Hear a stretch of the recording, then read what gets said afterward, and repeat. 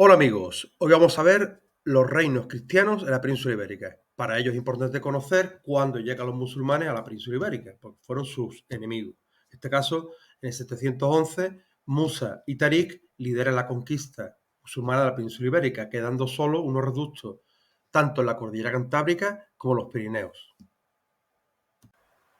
Así que tendremos tanto el reino de Asturias, en la zona de la cordillera Cantábrica, como el reino de Pamplona, los condados aragoneses y los condados catalanes en la zona cercana a los Pirineos. Será Pelayo quien vence a los musulmanes en la batalla de Covadonga en el año 722. Por tanto, se crea un núcleo de resistencia frente a los musulmanes. Sus sucesores, Alfonso II, Alfonso III, aparte de otros reyes como Ordoño I, darán expansión a este núcleo originario en la zona de Cordillera Cantábrica, ampliándose hasta zonas del Valle del Duero. Es importante puntualizar que la idea de reconquista saldrá de los emigrados mozárabes en el siglo IX que huyen del Al-Ándalus hacia los reinos cristianos del norte. Por tanto, ahí tendremos esa idea de reconquistar un territorio que antes era de los hispano-visigodos. Ahora, este proceso, llamado reconquista, tendrá lugar sobre todo en los momentos en los que Al-Ándalus estará más débil. En la imagen esta podemos ver diferentes revueltas que se dan en el Emirato de Al-Ándalus a finales del siglo IX y principios del siglo X. Entre ellos tendremos el reino de Bobastro, en la zona comprendida entre Málaga, parte de Cádiz y Sierra Sur de Sevilla y Córdoba, como por ejemplo la República Independiente de Pechina, en la actual Almería. Antes he dicho que los reinos cristianos avanzaban en los momentos de debilidad de Al-Ándalus. En este caso, en la época de Almanzor, el victorioso, se da al revés. El caso es contrario, porque Almanzor emprendía unas campañas de 40 días de saqueo, acoso y conquista de territorios cristianos llamadas como aceifas, conocidas como aceifas. Por tanto, en estos momentos los reinos cristianos estarán a la retaguardia, estarán a la defensiva para frenar estas acometidas de los musulmanes. Importante hablar del reino de Pamplona, que posiblemente se convirtió en el reino de Navarra. Es fundamental comentar la victoria de los pamplonicas en Roncesvalles en el año 778, batalla en la cual vencen a los francos y crean una especie de marco de independencia con respecto al vecino del norte. Años más tarde, en el reinado de Sancho III el Mayor, el reino de Navarra será el más importante de los reinos cristianos de la península ibérica y a su muerte, en el 1035, dividirá el territorio entre sus hijos. Para el mayor, García III, el reino de Pamplona, ¿no?, como el germen originario. Al oeste, Fernando recibiría Castilla. Aragón, Ramiro, y los condados de Sobrarbe y Ribagorza para Gonzalo. En esta imagen podemos ver tanto el reino de Pamplona, los condados aragoneses y los condados catalanes, lo que configuraría el espacio conocido como la Marca Hispánica, una especie de estado tapón fronterizo con Al-Ándalus. Servía para defenderse de las acometidas de los musulmanes. Y ya en la parte más oriental de la península ibérica tendremos los condados catalanes. De estos condados, los cuales también estuvieron bajo el patrocinio de los carolingios, de los francos, saldrá el condado de Barcelona, el cual obtendrá ya a finales del siglo X, gracias a Borrell II, la independencia y pasará a ser un ente político independiente, al no prestar homenaje Borrell II al rey Franco. En este mapa se puede ver el proceso de la reconquista, en diferentes colores, los diferentes procesos de reconquista, tanto del reino de Castilla y León, a su vez, los colores verdes, y los colores anaranjados serían los condados catalanes, Aragón, ¿no?, que sería después la corona de Aragón. Esta reconquista irá jalonándose a lo largo de los ríos. Río Duero, mitad del siglo IX, río Tajo, en torno finales del siglo XI, principios del siglo XII, río Guadiana, principios del siglo XIII, y al río Guadalquivir a mitad del siglo XIII. Finalmente quedará el reino nazarí y Granada, que durará unos 250 años hasta que caiga en el 1492. Aquí se puede ver otra vez ese proceso de reconquista, ese avance de los reinos cristianos poco a poco, sobre todo ese avance que se da en los momentos de debilidad o de fragilidad o de división interna dentro del Al-Ándalus. Año 1212, un hito importante dentro de la reconquista contra los musulmanes. En este caso será la victoria en la batalla de las Navas de Tolosa, que supondrá una llave para la entrada en el Valle de Guadalquivir. Al morir Alfonso VII, debido al concepto patrimonialista que tenía de su reino, divide el territorio entre Fernando y Sancho. En este caso, Fernando obtendrá el reino de León, Sancho el reino de Castilla.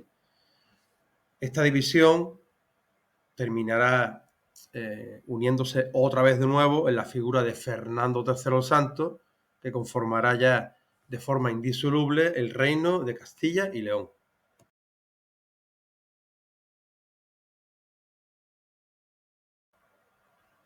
Después de esa batalla de las Navas de Tolosa en el 1212, las tropas cristianas tendrán facilitado el avance por el Valle de Guadalquivir, concluyendo este con la toma de Sevilla en el 1248. A su vez, por el lado oeste de la península ibérica, tendremos como los portugueses llegan a acabar su reconquista a mitades del siglo, con la toma de Aracena, de Tavira, de diferentes localidades que hoy conforman Portugal, exceptuando evidentemente Aracena, que Aracena forma parte de la provincia de Huelva.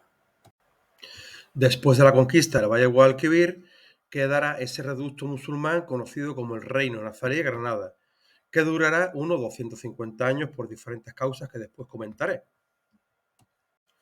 Último paso de la reconquista, la campaña de conquista del Reino de Granada, 1482-1492.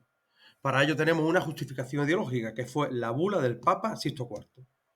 ¿Hace falta dinero? Pues financiada con impuestos de cruzada que gravaba las transacciones económicas de compra y venta, las subvenciones del clero, que eran aportaciones que hacía la Iglesia, las contribuciones especiales de musulmanes y judíos que vivían en el Reino de Castilla, tenían que poner ese tributo, ese impuesto para la guerra. Y por último, tendremos los préstamos que hace tanto la Mesta como grupos de comerciantes, personas ricas que tenían esa capacidad de prestar dinero a la corona. Ya tenemos el dinero. Lo siguiente que va a hacer, las tropas, que serán aportadas por los nobles, las mesnadas, las tropas que venían de los feudos y de los espacios del señorío jurisdiccionales, tropas urbanas, que serían las milicias concejiles, y después estarían las tropas de la Santa Hermandad. Esta ofensiva durará unos 10 años, con un hito importante con la toma de Málaga en el 1487.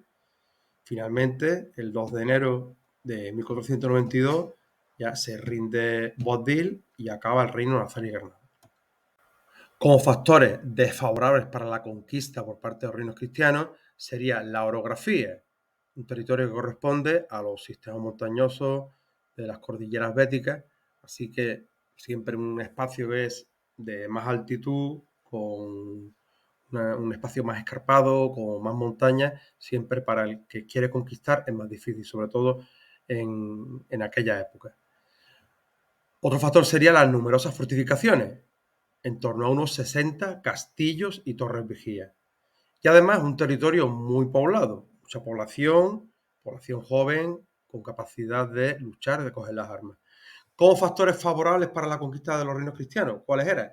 Pues la división, los enfrentamientos que tenían diferentes clanes por el trono nazarí. En este caso Muley Hacén, su hermano Zagal y Boabdil. Así que eso será algo que favorezca la caída de los nazaríes y la victoria de los cristianos.